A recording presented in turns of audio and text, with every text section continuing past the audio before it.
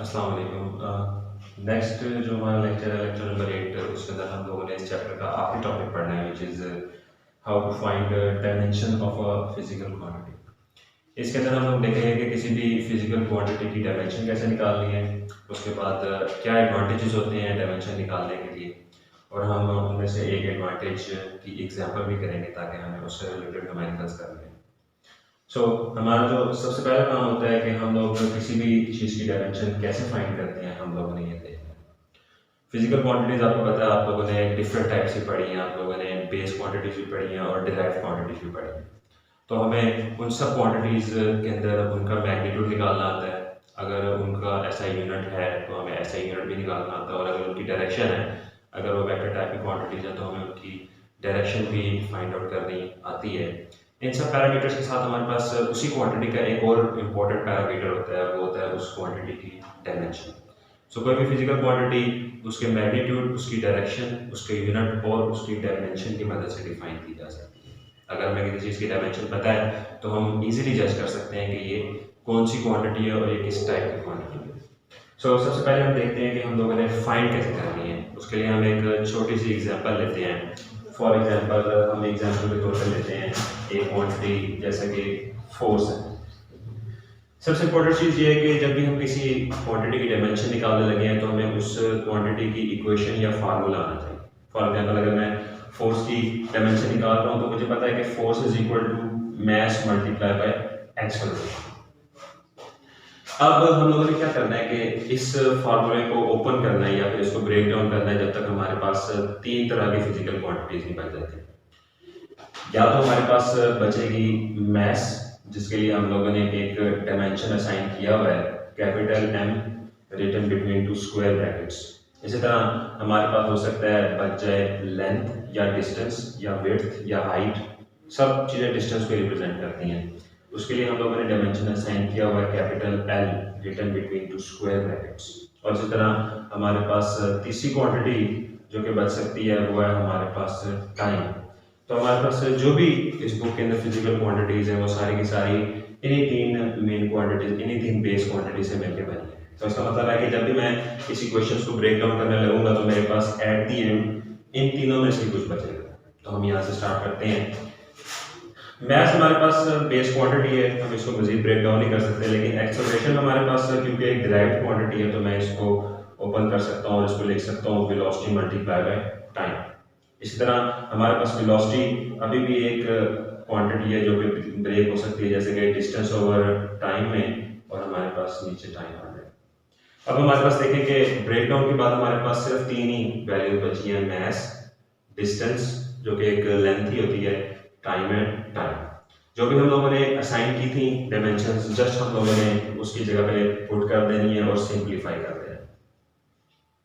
तो हम लोगों ने जहाँ पे जो भी डायमेंशन बनती है हम लोगों ने इसको सब्स्टिट्यूट कर दिया। अब फ्रैक्शन जो हमारे पास है, ये इस फ्रैक्शन का नोमिनेटर जो है और न्यूमरेटर में हमारे पास सिर्फ तीन क्वांटिटीज है, एम, एल और डी।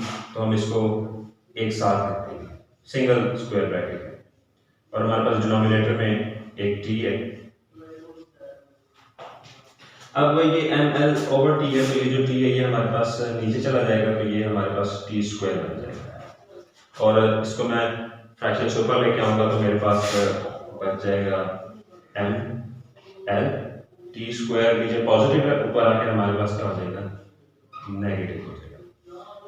ये जो हमारे पास एट द एंड क्वांटिटी बची है, या जो हमारे पास स्क्वायर ब्रैकेट्स के अंदर कुछ पैरामीटर्स बचे हैं, तो स्क्वायर ब्रैकेट्स के अंदर लिखी हुई चीज़ है हमारे पास इस फोर्स की डायमेंशन है हमारे पास, और हम लोगों ने इसको इस इक्वेशन की मदद से लिखा है। एक और छोटी सी एग्जांपल और करते हैं। फॉर एग्जांपल कोई भी डिराइव क्वांटिटी, जैसे कि हम कहते हैं प्रेशर। प्रेशर में पता है कि बराबर होती है फोर्स ओवर एरिया के। फोर्स की हम ऑलरेडी डायमेंशन फाइंड आउट कर चुके हैं, तो हम डायरेक्ट यहाँ पे पुट कर देंगे एम एल टी माइनस 2, और एरिया हमें पता है बराबर होता है length multiply by width. Length हमारे पास कैपिटल एल से शो होती है, और विड्थ भी हमारे पास एक तरह की लेंथ ही होती है, क्योंकि दोनों की यूनिट सेम है। तो हमारे पास यहाँ पे भी डायमेंशन एल आ जाएगा और यहाँ पे भी डायमेंशन एल आ जाएगा, तो एरिया का जो डायमेंशन है वो बन जाएगा हमारे पास एल स्क्वायर। तो हम यहाँ पे सिंपली एरिया की जगह पे एल स्क्वायर पुट कर देंगे और इसको सिंप्लीफाई करेंगे। ये एल स्क्वायर पॉजिटिव पावर है, नीचे ऊपर आके हमारे पास नेगेटिव हो जाएगी और हमारे पास 1 -2 -1 बचेगा और टी -2। तो हमारे पास ये जो एट द एंड सिंप्लीफाई होने के बाद कंप्लीटली जो हमारे पास क्वांटिटी बची है that is dimension of that quantity pressure. तो फर्स्ट ऑफ ऑल हम लोगों ने देख लिया कि फाइंड आउट कैसे करते हैं।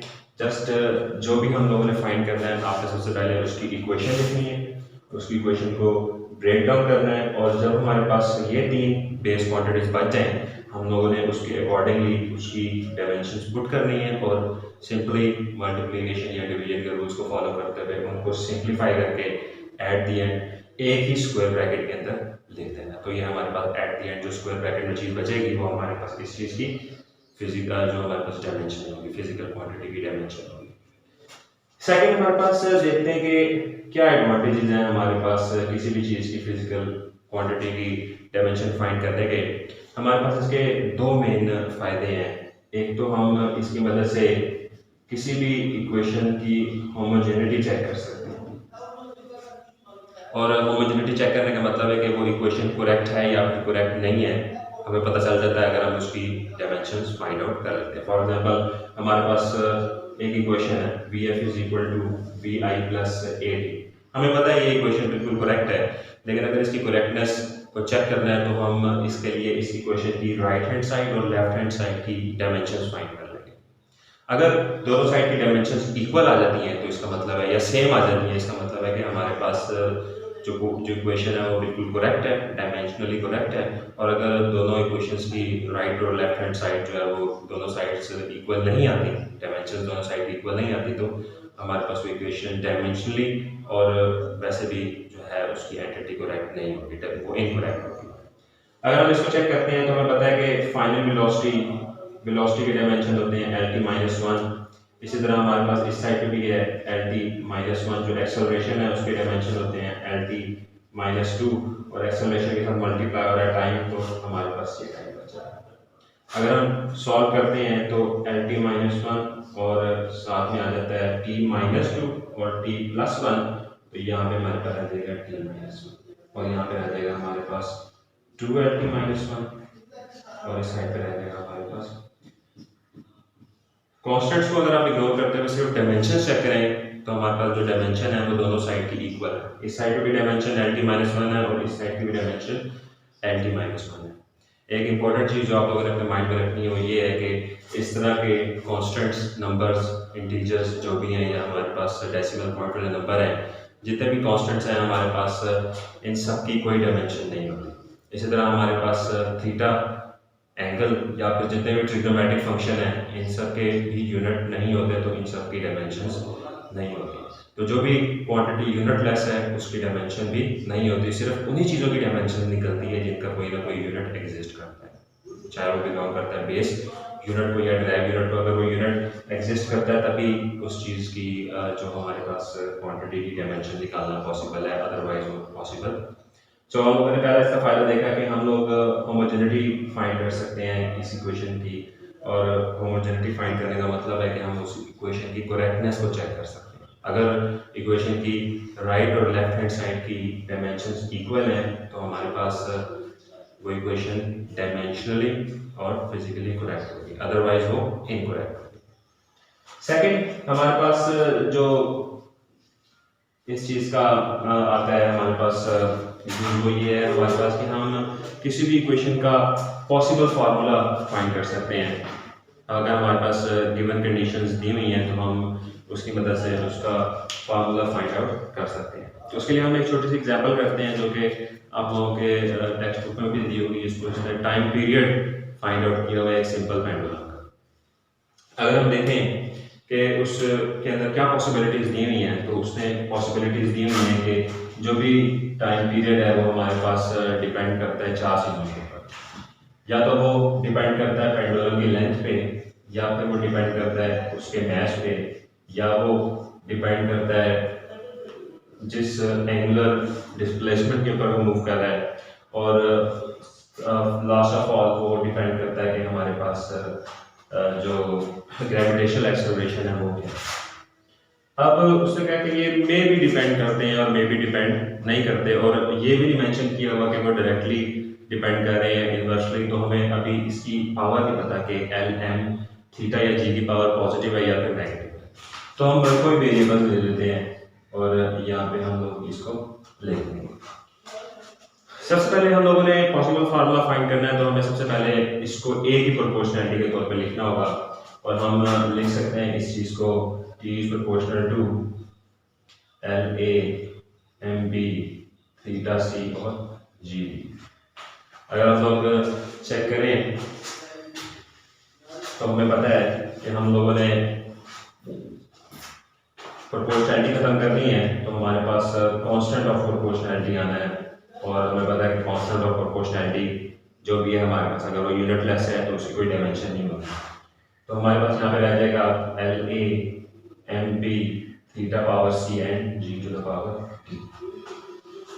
इसको भी क्वेश्चन नंबर 1 का नाम दे देंगे, और नेक्स्ट चीज ये करेंगे कि सिंपली हम जो है दोनों साइड की डायमेंशन फाइंड करेंगे और उनको सिंप्लीफाई करेंगे।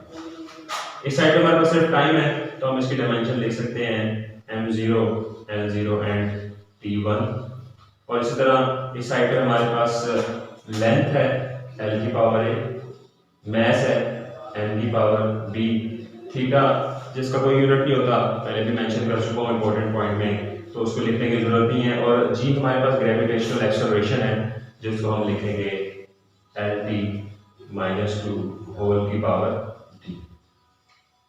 इसको सिंप्लीफाई करके लिखें तो यहाँ पे रह जाएगा m to the power b l की पावर a माइनस 2d, और हमारे पास t की पावर आ जाएगी -2d। अब हमारे पास लेफ्ट हैंड साइड और राइट हैंड साइड को देखें तो यहाँ पे हमारे पास बेसिस सेम है, और जब भी हमारे पास बेस सेम हो तो हम जो पावर है हम उसको सिंपली कंपेयर कर सकते हैं। यहाँ पे l की पावर a है और यहाँ पे l की पावर d है, तो l की पावर a प्लस d जैसे हम लोगों ने यहाँ पे किया है। इसी तरह दोनों साइड्स की हमारे पास बेसिस सेम है, तो हम पावर को कंपेयर कर सकते हैं। अगर हम सिंपली m की पावर को कंपेयर करें तो यहाँ पे m की पावर 0 है और यहाँ पे m की पावर b है, तो मेरे पास जो वेरिएबल b है उसकी वैल्यू पता चलेगी। इसी तरह l की पावर्स को कंपेयर करें तो यहाँ पे l की पावर 0 है और यहाँ पे l की पावर a प्लस d है। सिमिलरली t की पावर को कंपेयर करें तो यहाँ पे t की पावर -1 है और राइट हैंड साइड पे t की पावर -2d है। तो सबसे पहले तो हमारे पास d की वैल्यू पता चल गई जो कि 1/2 है, d पता चल गया, और d की वैल्यू मैं यहाँ पे पुट करूंगा तो मेरे पास a की भी वैल्यू पता चल जाएगी जो कि -1/2 है। अब इन सब वैल्यूज को a, b और d और c क्योंकि हमें निकालने की जरूरत ही नहीं है क्योंकि उसकी डायमेंशन नहीं है, तो जब भी हम 1 के अंदर पुट करेंगे तो ऐसी चीजें जिनकी डायमेंशन नहीं होती तो उनकी जगह पे हम 1 पुट कर देते हैं, चाहे वो कांस्टेंट हो चाहे वो थीटा हो, तो c की वैल्यू निकालना इंपॉर्टेंट नहीं है। तो जो भी हमारे पास a, b, c और d की वैल्यूज आई हैं हमने जस्ट इनको इक्वेशन नंबर 1 में पुट कर देना है। तो t हमारे पास बच जाएगा हमारे पास constant into l to the power a which is -1/2। यहाँ पे t की पावर 1 है तो हम यहाँ पे 1 देंगे, ये -1/2 है और यहाँ पे हमारे पास 1/2, तो हमारे पास इसकी पावर है 1/2, और इसी तरह हमारे पास n की पावर है हमारे पास 0, इसकी जगह पे हमने 1 पुट कर देना है, और g की जो पावर है दैट इज -1/2। इसको सॉल्व करेंगे तो हम इस चीज को लिख सकते हैं कांस्टेंट इनटू n की पावर 1/2 g की पावर 1, ये नीचे जाके पॉजिटिव हो जाएगा, और होल की पावर 1/2 का मतलब होता है स्क्वायर रूट, तो हम इस चीज को लिख सकते हैं कांस्टेंट इनटू l/g। तो हमारे पास ये जो फाइनल चीज बची है ये हमारे पास एक सिंपल पेंडुलम का जो टाइम पीरियड होता है हमारे पास ये उसकी एक पॉसिबल फार्मूला है। पॉसिबल फार्मूला मतलब हम क्लोज टू पॉसिबल या एक्चुअल फार्मूला के बिल्कुल क्लोज है, जस्ट कांस्टेंट जो आ रहा है हमारे पास ये फिलहाल फाइंड आउट नहीं कर सके, अदरवाइज जो टोटल हमारे पास मेन थीम है वो फार्मूले के हमें पता चल गई। तो जस्ट हम सिंपल स्टेप्स को फॉलो करेंगे, जो भी पॉसिबिलिटीज बताई हुई हैं उनको लिखना है और उनको इक्वेशन नंबर 1 की सूरत में लिखना है। जो इक्वेशन नंबर 1 की राइट और लेफ्ट हैंड साइड की डायमेंशन बनती हैं आपने उनको पुट करना है और सॉल्व करना है, और उसके बाद दोनों साइड्स की जो पावर्स हैं उनको कंपेयर कर लेना है, m की पावर को एंड l की पावर को और t की पावर को, दोनों को एक दूसरे की साइड के जो सेम वेरिएबल्स हैं उनके साथ कंपेयर करके वेरिएबल्स फाइंड करने हैं और वापस उनको 1 में पुट करना है। 1 में पुट करने के बाद हमारे पास सिंप्लीफाई होने के पास जो भी चीज़ बचेगी वो हमारे पास इस चीज़ का एक पॉसिबल फॉर्म होगा। सो वेरी इंपॉर्टेंट टॉपिक है हमारे पास ये, और ये इंपॉर्टेंट है शॉर्ट क्वेश्चंस के लिहाज से भी और MCQs के लिहाज से भी। सो जब भी आपका फाइनल पेपर होगा तो उसमें मोस्ट ऑफ द MCQs हमारे पास इस टॉपिक से रिलेटेड होंगी, और आगे जो भी हम लोगों ने चैप्टर पढ़ने हैं, चाहे वो दूसरा है, तीसरा है, चौथा है, पांचवा है, 11वें चैप्टर तक हमारे पास सारी की सारी जो फिजिकल क्वांटिटीज़ हैं हमें उनकी डायमेंशन निकालनी आनी चाहिए, और हम जैसे जैसे वो क्वांटिटी पढ़ते जाएंगे हम एक्स्ट्रा काम के तौर पर ये करेंगे कि हम लोग ज़रूर उसकी डायमेंशन भी फाइंड आउट करेंगे। सो हमारे पास ये था आज इस चैप्टर का लास्ट टॉपिक। नेक्स्ट टाइम और नेक्स्ट लेक्चर में हम सेकंड चैप्टर स्टार्ट करेंगे, और second chapter is related two vectors and equilibrium.